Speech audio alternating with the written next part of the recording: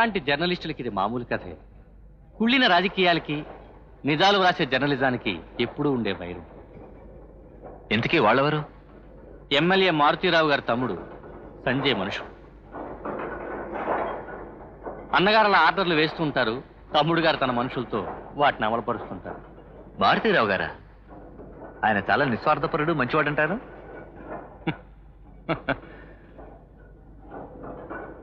వాళ్ళు చేసే చీకటి వ్యాపారాలన్నీ నాకు తెలుసు. వాళ్ళు చేసిన మర్డర్లు తెలుసు, మానభంగాలు తెలుసు. అందుకే నేనంటే వాళ్ళకి భయం. నా పెన్ అంటే భయం, నా పేపర్ అంటే భయం. వాళ్ళు చేసే అరాచకాలన్నీ సాక్ష్యాధారాలతో సహా వచ్చే సంచిక నుంచి సీరియల్గా వేయబోతున్నట్లు ప్రకటించాను. అందుకే వాళ్ళని చంపడానికి ప్రయత్నిస్తున్నాను. మరి ఇన్ని విషయాలు తెలుసు కూడా పోలీసులకు ఎందుకు ఇన్ఫార్మ్ చేయలేదు?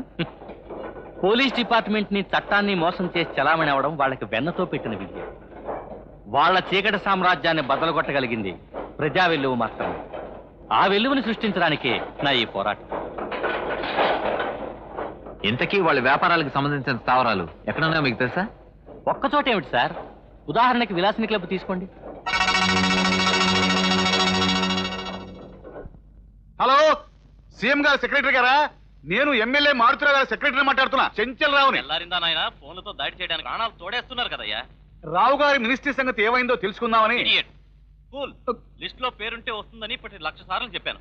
అయినా ఇలా ఫోన్ల మీద ఫోన్లు చేసి వాయించేస్తారేంటయ్యా? మీకేం పని పట్ల? అదిగా సార్, మరి చూడు మిస్టర్, మళ్ళీ ఇదే విషయంపై ఫోన్లు చేసి మమ్మల్ని విసిగించారంటే మర్యాదగా ఉండదు. ఇంకోసారి ఇలా ఫోన్ చేస్తే చెప్పుతో చెప్పను, చేసి చూపిస్తాను. చెంచా సార్, ఫోన్ చేశావా? మాట్లాడండి సార్. ఏమన్నారు? మినిస్ట్రీ మనకి గ్యారెంటీ అని చాలా మర్యాదగా చెప్పేశా. నాకు తెలుసురా, ఐ న్యూ ఇట్. ఈసారి మనకు మంత్రి పదవి ఇవ్వకపోతే ఆ సీఎం చేతే వీలు చూసుకుని వీలునామా రాయించేస్తాను. ఎందుకైనా మంచిది సంజయ్ని పిలువు. తమ్ముడు గారా ఎక్కడున్నారో విలాస పురుషులు. హలో, ఏమిటి? నిజమా? నిజంగా నిజమా? సార్ సార్ సార్ సార్, ఇంతవరకు బాగానే ఉన్నావు కదరా, ఇంతలో ఏమైంది? పూనకం వచ్చిన వాళ్ళు అలా ఊగిపోతున్నావు. సార్, మార్పులు సీఎం గారు, హోమ్ మినిస్టర్, సెక్రటరీ ఫోను వెంటనే అనుకున్నారట, మిమ్మల్ని బయలుదేరి రమ్మన్నారట. చెంచా, నువ్వు మామూలుగా మాట్లాడితేనే అక్షరం ఒక అర్థమై చావదు. మధ్యలో ఈ కంగారు ఒకటి. మళ్ళీ ఆ తిక్క భాష మాట్లాడేవంటే మక్కిలు ఎరగదంటాను. చెప్పదలుచుకుంది ఏమిటో సరిగ్గా చెప్పాడు. అర్థమైందా? అర్థం కాలే? అర్థం అవుతుంది. అదే సార్, సంతోషంలో కొంచెం మాటలు తారుమారయ్యాయి. సీఎం గారు, సెక్రటరీ గారు ఫోన్ చేశారు. మినిస్ట్రీలో మార్పులు చేస్తున్నారట. హోమ్ మినిస్టర్ గా మిమ్మల్ని అనుకున్నారట. వెంటనే బయలుదేరామని సీఎం గారు చెప్పారట. నీకేదో హోమ్ మినిస్ట్రీ ఇస్తున్నట్టు ఓవర్ యాక్ట్ చేస్తావేరా?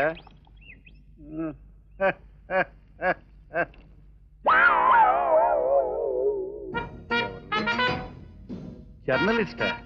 పేరు ఎవడో క్రాంతి అంట. క్రాంత? వాడి నీతి, నిజాయితీ, చిత్తశుద్ధి, దేశభక్తి చూస్తుంటే ముచ్చటేస్తోందిరా. అలా నీతి కోసం బతికే వాళ్ళని జాతికి అంకితం చేస్తే చాలా బాగుంటుంది.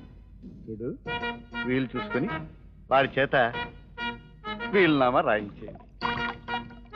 అన్నట్టు మంత్రి కాబోతున్న వాడిని నా పేరు మీద నెత్తురు మరకలు పడకుండా మాత్రం మీరు చూసుకోండి. అలాగే. మరి క్లబ్ విషయం ఏంటి? అదేమిటి సార్, కాబోయే హోమ్ మినిస్టర్ గాని ఇంత చిన్న విషయం అడుగుతారేంటి?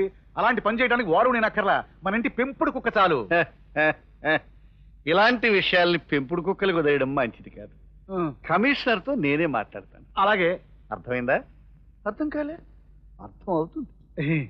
కౌసల్యా సుప్రజారామ పూర్వ సంధ్యా ప్రవర్తతే ఉత్తిష్ట నరశార్దూల కర్తవ్యం ఉత్తిష్ట గోవింద ఉత్తిష్ట గరుడధ్వజ ఉత్తిష్ట కమలాకాంత త్రైలోక్యం మంగళం బుడుగు.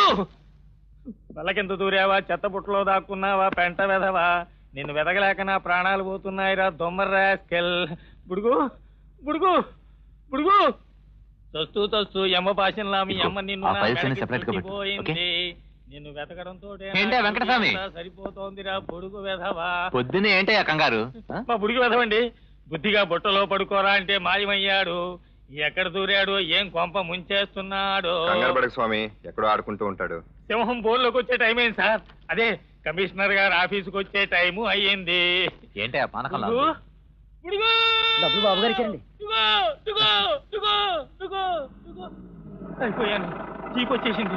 ఇదిగో కాబోయే హోమ్ మినిస్టర్ గారు, don't under estimate the police department. మేము ఒక చేత్తో రివాల్వర్ పట్టుకుంటే మరో చేత్తో రిజిగ్నేషన్ లెటర్ పట్టుకుంటాం. మీ బెదిరింపులు మా దగ్గర కాదు. Mind it.